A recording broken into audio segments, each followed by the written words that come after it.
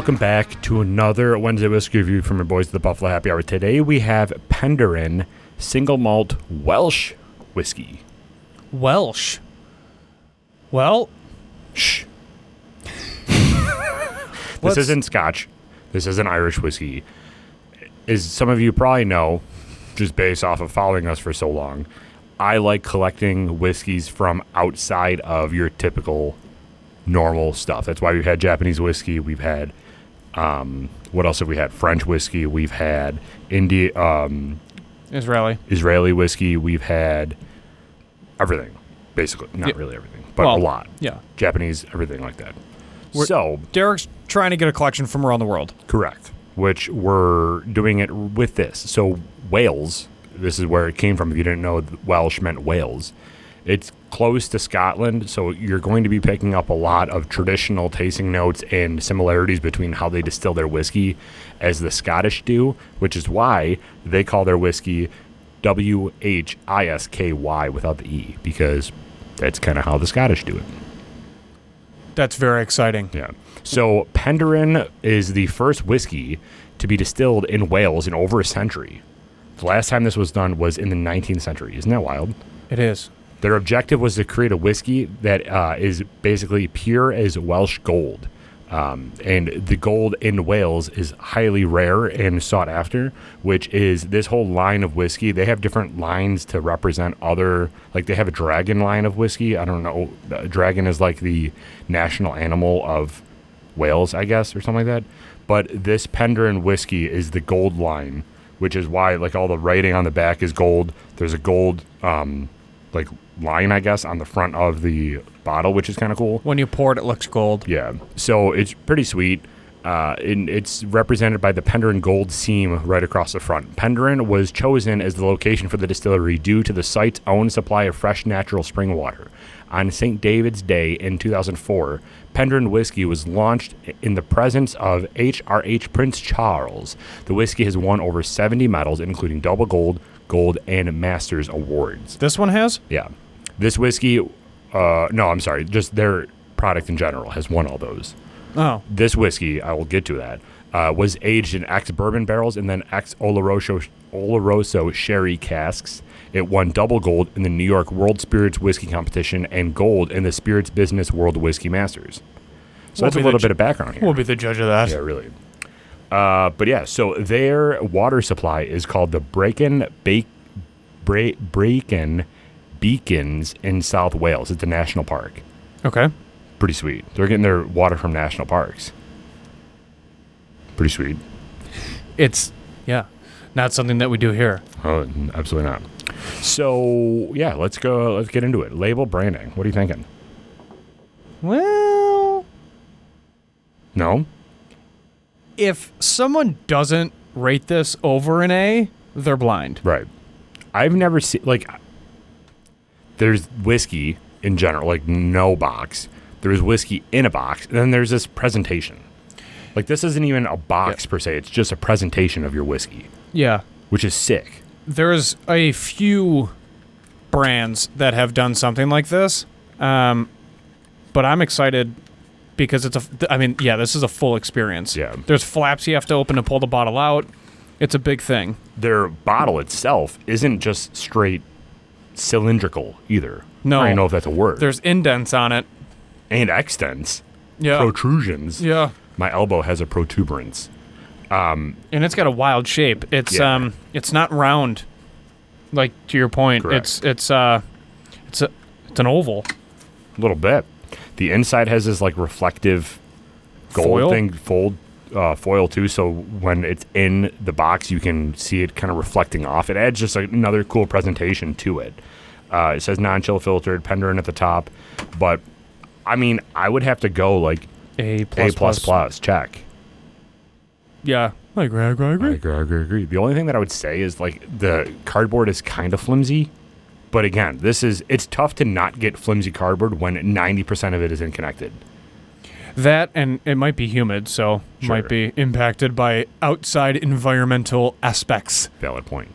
So A++ check? Yeah. Okay, perfect. All right, nose.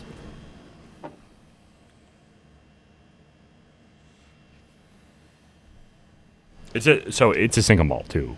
I did say that, single malt. There's a lot of honey in this. Yeah. There's like butter. One of my favorite things about this type of style of whiskey is that fresh green apple that you get. Yeah, but that's very deep into the nose. The up front nose is very honey and butter filled. Yeah, a little toffee too. Yeah. It's very pleasant on the nose. Yeah, it gets you excited. Like, this is going to be a good whiskey. What's the proof on this? Because you can that's pick up some ethanol in the nose. I don't really know. 92 proof. 46 ABV. Okay. Nose is nice. I like this. A+. plus. Yeah, A+. I love that green apple note. Yeah. Bourbon, I'm looking for cherry. Single malt, I'm looking for green apple. Love it. Okay. All right. So what are we? A+? Mm-hmm. Okay. Initial taste?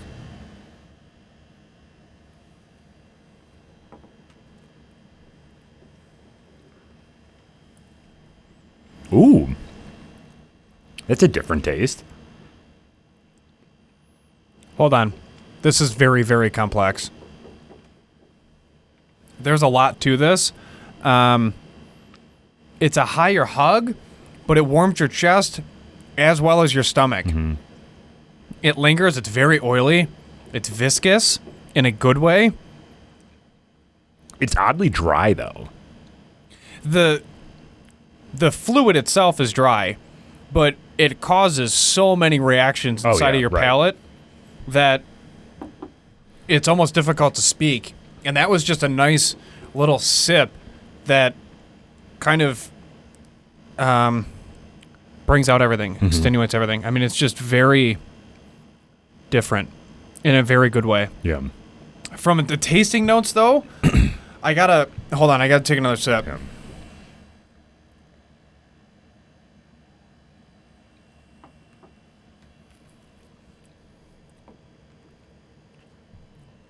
Honey and vanilla, right? And then... Is there like this weird sulfur taste, though, to it, too? Yeah, like a natural element. Yeah. Never tasted that in a whiskey before. That's kind of why I was thrown off at first. I'm like, what is that? Because it's dry but sulfury at first, but it's not like a turn-off, like, egg taste. You said this is a sherry cask? Yeah. That makes sense, but it's faint. Yeah, very, very faint. They have a more expensive one that I just am too poor to afford, but it's a port finish. So I wonder if that's deeper. What is this, a bottle? Ballpark. 60, I think. That's not terrible No, for it's what not this bad. is. Yeah, it's not bad. This is 60, and I think the port is 75, or maybe this is 75 and the port was 90. I don't know. I can't remember. But, yeah, I'm pleasantly surprised with this. But that sulfur note is so interesting to me. I wonder if that's the natural note that comes with the water that they're extracting from that national park. It's got to be. I have zero idea. I've never tasted that before in my life. Well, you probably have if you've ever had well water. Well, I'm saying I've never tasted that in a whiskey. That's what agreed. I agree. Yeah, that sulfur probably has to come from... But it's like, it's so not pleasant. Bad. Yeah, but this isn't a bad initial taste. It's just an extra added element of nature where you're just like, wow, was not expecting that. I'm still going to give this an A on the initial taste. It's not bad. A? Yeah, I agree. The ending note is a separate conversation. Correct. Because it dissipates so quick and it just lingers with the oils and the viscosity of it where you're just kind of like, wow, hold on. And then it stuns you, which you could see with my authentic reaction on the initial taste because I've never had this before. The ending note is sharp, it's a sharp bridge between the initial taste and the ending note. And because of that, it's difficult to taste almost anything on the ending note. Yeah. For me, you're getting some more of those sherry notes coming through on the back end, on the ending note. And a little bit of apple. And the toffee. Like, the nose characteristics are coming back at the end. But that initial taste was completely different than what I was expecting. Now I got to try their other product to see if that sulfur note's in there. I know. Ending note, I'm going to go B+. Okay. B++. B++. I agree. But yeah, I'm pleasantly surprised with this. Me too. This is a nice sipper. This is a really nice collector piece It's a great talking point. It's a good spirit. Mm-hmm. The bottle's stunning, so it's going to make your collection pop without a doubt. But it's...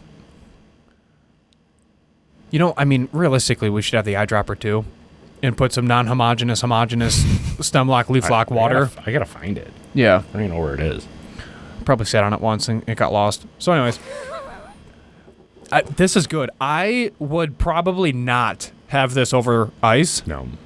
But I want to try this with just a dab of water. And that's all. See what comes out. Yeah.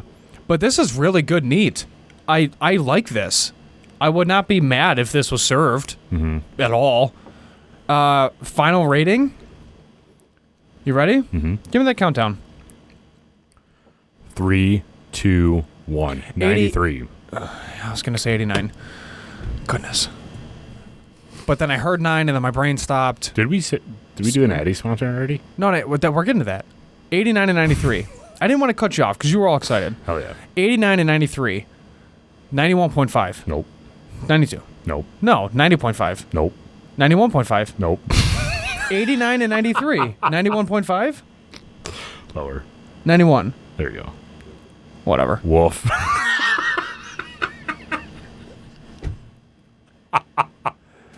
Today's sponsors. I don't know why you guys watch us, honestly. Addies does great job.